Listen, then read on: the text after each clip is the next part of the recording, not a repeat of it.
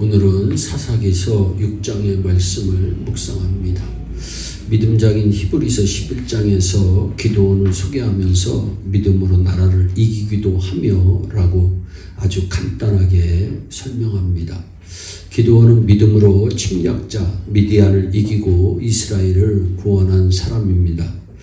기드온은 어떻게 미디안 족속을 이겼을까? 겸손과 순종과 믿음으로 이겼습니다. 기드온은 겸손함으로 이겼습니다. 하나님께서 기드온에게 나타나서 사명을 주실 때 이 사실을 암시하는 내용의 말씀이 있습니다. 너는 이 내 힘을 의지하고 가서 이스라엘을 미디안의 손에서 구원하라. 사사기서 6장 14절의 말씀입니다. 여기 내 힘이란 말은 기드온의 미약한 손과 미약한 힘을 가리킵니다. 하나님께서는 기드온의 미약한 손과 미약한 힘을 사용해서 이스라엘을 구원하려고 하셨습니다. 하나님은 우리의 약함을 통해서 강하게 역사하는 분이십니다. 그래서 오랜 후에 사도 바울은 이렇게 고백합니다. 내가 약한 것들을 기뻐하노니 이는 내가 약할 그때에 곧 강함이니라.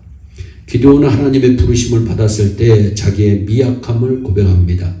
자기는 극히 미약하고 제일 작은 자라고 대답합니다. 주여 내가 무엇으로 이스라엘을 구원하리이까? 벗어서 나의 집은 므낫세 중에 극히 약하고 나는 내 아버지 집에서 제일 작은 자니이다. 기드온이 자기의 무능함과 연약함을 솔직하게 고백했을 때 하나님은 기드온과 반드시 함께 하시겠다고 말씀합니다. 16절입니다. 여호와께서 그에게 이르시되 내가 반드시 너와 함께 하리니 네가 미디안의 사람 치기를 한 사람을 치듯 하리라. 또한 기드온은 순종함으로 이깁니다. 바알의 단을 헐고 아세라의 상을 찍으라는 명령이 내립니다. 이날 밤에 여호와께서 기드온에게 이르시되 내 아버지에게 있는 바알의 단을 헐며 단 곁에 아세라 상을 찍고 또 이 견고한 성 위에 내 하나님 여호와를 위하여 규례대로 한 단을 쌓고 그 둘째 수소를 취하여 네가 찍은 아세라 나무로 번제를 드릴지니라. 25절의 말씀입니다. 그 명령은 실행하기가 매우 힘든 명령이었습니다. 그 당시 바알의 단을 헐고 아세라의 상을 찍는 일은 아버지와 성읍 사람들과 미디안 사람들의 종교와 권위에 반항하는 위험한 일이었습니다. 그런데 기드온은 즉시 하나님의 명령에 순종합니다. 성읍 사람들이 아침에 일어나 바알의 단이 회파되고 아세라상이 찍혔고 새로 쌓은 단 위에 수소가 제물을 드려져 있는 것을 보고 요아스에게 달려와서 아들을 끌어내어 죽이라고 아우성을 칩니다. 이 소식을 들은 미디안 사람들이 군대를 몰고 쳐들어옵니다. 33절입니다. 때에 미디안 사람과 아말렉 사람과 동방 사람들이 다 모여 유단을 건너와서 이스라엘 골짜기에 진을 치니라. 하나님의 명령에 순종한 기드온은 사면 초가의 위기에 처하게 되었습니다. 사방에서 기드온을 죽이라고 소리를 지르며 달려듭니다. 그런데 놀라운 일이 일어납니다. 위기에 처한 기드온에게 여호와의 신이 강림합니다. 34절입니다. 여호와의 신이 기드온에게 강림하시니 하나님의 명령에 순종한 사람이 위기에 처했을 때 하나님의 신이 강림합니다. 하나님의 영, 여호와의 영이 임하자 기드온이 담대해집니다. 백주에 행하지 못하고 밤에 하나님의 명령을 수행한 그였지만 여호와의 영이 임하자 완전히 달라집니다. 그러므로 신자의 위기는 문제가 되지 않습니다.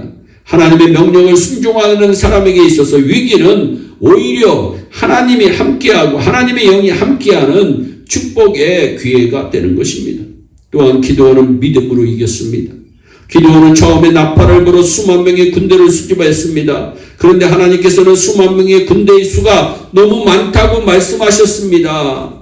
그러면서 해변에 모래같이 무수하게 많이 몰려온 미디안의 군대를 보고 두려워 떠는 사람들은 다 집으로 돌려보내라고 명령하십니다. 22,000명이 돌아가고 남은 사람들이 1만 명이었습니다.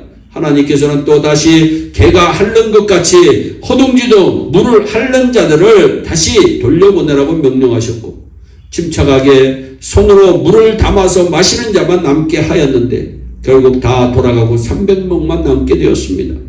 300명의 사람들을 가지고 수십만 명의 적군을 쳐부신다는 것은 도무지 상상도 할 수 없는 대단한 믿음입니다. 사랑하는 여러분, 믿음은 계산이 아닙니다.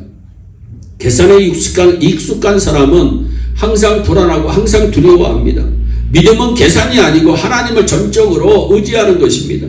베드로가 물 위로 걸어간 것도 믿음으로 한 것이고, 사드락과 메삭과 아벳느고가 극렬히 타는 불못불 가운데로 들어간 것도 믿음입니다.